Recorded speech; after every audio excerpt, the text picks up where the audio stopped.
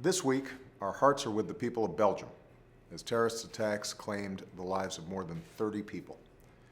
Yesterday, we learned that at least 2 Americans were killed. We pray for their families and loved ones. At least 14 Americans were injured, and we pray for their full recovery, along with everyone else affected by these attacks. Earlier this week, I called the Prime Minister of Belgium and offered him our full array of support in bringing to justice any terrorists involved in planning or aiding this unconscionable attack on innocent men, women, and children. Belgium is a close friend and ally of the United States, and when it comes to our friends, America has their back, especially as we fight the scourge of terrorism. More broadly, we're going to continue to root out and defeat ISIL. We've been taking out ISIL leadership, and this week we removed one of their top leaders from the battlefield permanently.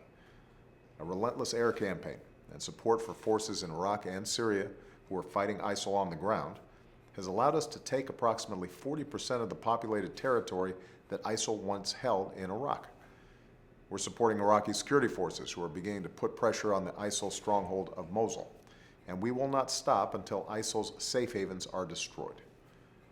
We're also working to disrupt plots against the United States and against our friends and allies. A team of FBI agents is on the ground in Belgium supporting the investigation.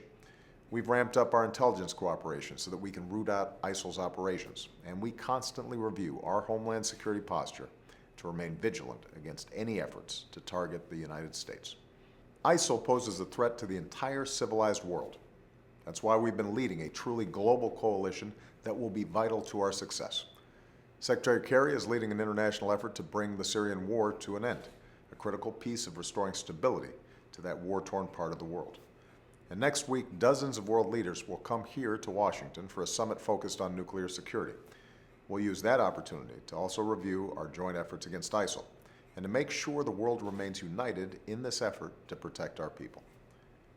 As we move forward in this fight, we have to wield another weapon alongside our airstrikes, our military, and our counterterrorism work, and our diplomacy.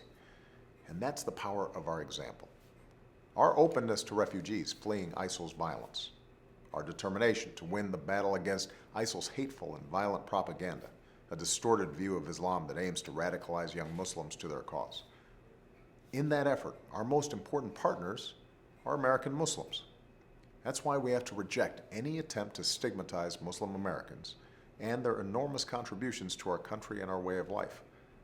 Such attempts are contrary to our character, to our values, and to our history as a nation built around the idea of religious freedom. It's also counterproductive. It plays right into the hands of terrorists who want to turn us against one another, who need a reason to recruit more people to their hateful cause. I'm a father. And just like any other parent, the awful images from Brussels draw my thoughts to my own children's safety. That's also why you should be confident that defeating ISIL remains our top military, intelligence, and national security priority. We will succeed. The terrorists will fail. They want us to abandon our values and our way of life. We will not. They want us to give in to their vision of the future. We will defeat them with ours. Because we know that the future belongs not to those who seek only to destroy, but to those who have the courage to build. Thanks.